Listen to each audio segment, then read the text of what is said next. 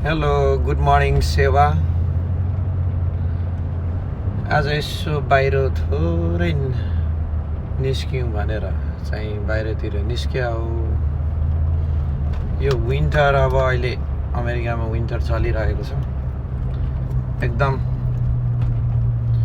यो विन्टरमा चाहिँ अब रुखको पातहरू पनि झरेर एकदम खराब छ। मौसम अत्याधिक चिसो हुन्छ अनि यहाँको चाहिँ अहिले मौसम खराब छ।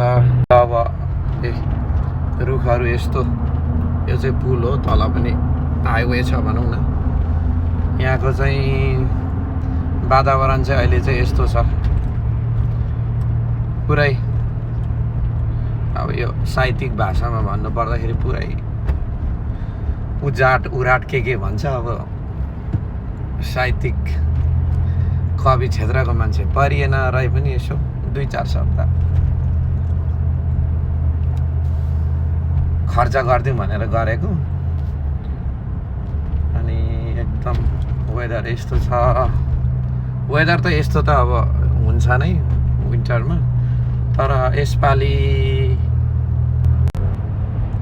अलि धेरै हिउँ परेको छैन। अब पर्नु बाँकी छ, सायद जनवरी फेब्रुअरीमा पर्छ होला। यहाँ पनि अब स्टेट अनुसार हो, कुनै स्टेट अब स्टेटमा त्यति पर्दै नपर्ने ठाउँ पनि छ। अब त्यही भएर आज यसो बाहिरतिर यो घरैमा बस्दाखेरि पनि यो हिटले गर्दाखेरि एउटा दिमाग चाहिँ पुरै डमाडोल बनाइदिन्छ।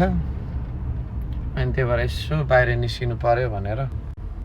अनि यो सम्पन्न सुविधा देश भन्छ सबैले अमेरिकामा, ऊ पर देख्दै गरेको मान्छे चाहिँ यसलाई चाहिँ होमलेस भन्छ। अब होमलेस भनेको जहाँ उसको केही हुँदैन, ऊ कुकुर पनि पाल्नु सकिन्छ जबकि उसको केही छैन, ऊ सडकमा बस्नुपर्छ।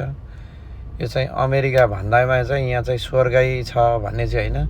यो उभिरहेको मान्छे चाहिँ यस्तो जाडोमा चाहिँ यसलाई चाहिँ होमलेस भन्छ। तर उसले कुकुर पनि पालेको छ। हुन त सोख सबैमा हुनु नराम्रो कुरा होइन, तर त्योभन्दा पनि पहिले आफ्नो जिन्दगी चाहिँ राम्रोसँग केयर गरेको भए आज सडकमा हुँदैन थियो। यो मान्छे चाहिँ होमलेस हो। तर होमलेस भन्ने शब्द भन्दै गर्दाखेरि आफूलाई पनि कति नमिठो लाग्छ। तर प्राय अमेरिकामा होमलेस हुने भनेको चाहिँ अब त्यही हो, यहाँ सरकारको कानुनलाई चाहिँ उल्लङ्घन गर्ने।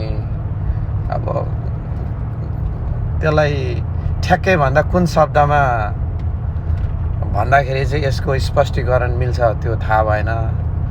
तर अब त्यस्तो हो, सरकारको कानुनलाई उल्लङ्घन गर्ने। अनि अब सबै अलिक क्यारेक्टरलेस, जो चाहिँ एउटा कानुनलाई मान्दैन, कानुनको धज्जी उडाउँछ भने चाहिँ अब अमेरिकामा चाहिँ परिणाम यस्तो हुन्छ।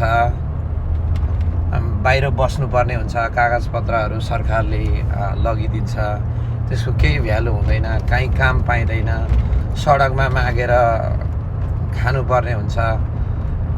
यहाँ हामी कहिलेकाहीँ होइन, सधैँ जस्तो गाडी कुदाउँदै गर्दाखेरि यहीँ अमेरिकामै जन्मेको मान्छेहरू, यहीँ हुर्केको मान्छेहरू पनि चाहिँ धेरै जस्तो होमलेस छ।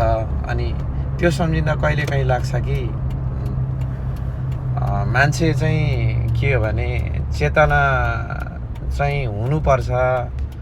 अमेरिकामा बसेको मान्छे चाहिँ सबै सुविधा सम्पन्न र ज्ञानी हुन्छ भन्ने भ्रमबाट पनि हामी पर रहनुपर्छ। त्यो भ्रम मात्रै हो। संसारको जुनै कुनामा पनि राम्रो नराम्रो छँदैछ, त्यो ठाउँमा छ। त्यही भएर अब यो देशमा चाहिँ होमलेस भइयो भने एकदम गाह्रो छ। आफन्तकोमा गएर बस्ने कुरा पनि भएन, कसैले बस्नु पनि दिँदैन। त्यो जस्तो पीडादायी चाहिँ अरू जीवन केही पनि हुँदैन यहाँनिर अमेरिकामा होमलेस। अब समरमा त ठिकै छ, तर जाडो महिनामा एकदम गाह्रो हुन्छ। कहाँ बस्ने, के गर्ने। हुनु त यिनीहरूलाई बस्ने आफ्नो ठाउँ पनि राखिदिएको हुन्छ। अब त्यो मान्छे नै खराब भएपछि, त्यो ड्रग्स खाने, गाँजा खाने, रक्सी खाने भएपछि अब तिनीहरूलाई एउटा नियममा बस्नु मान्दैन उनीहरू। अनि हो त्यही भएर यिनीहरू होमलेस भएको। त्यही भएर गाह्रो हुन्छ। जीवन चाहिँ सके चाहिँ राम्रो गर्नुपर्छ, नसके नराम्रो गर्नु हुँदैन। सहज तरिकाले जीवन चलायो भने जहाँ पनि सहजै हुन्छ। त्यही भएर यस्तै छ। आजको छोटो यात्रालाई चाहिँ यहीँ टुङ्ग्याइदिनुपर्छ होला।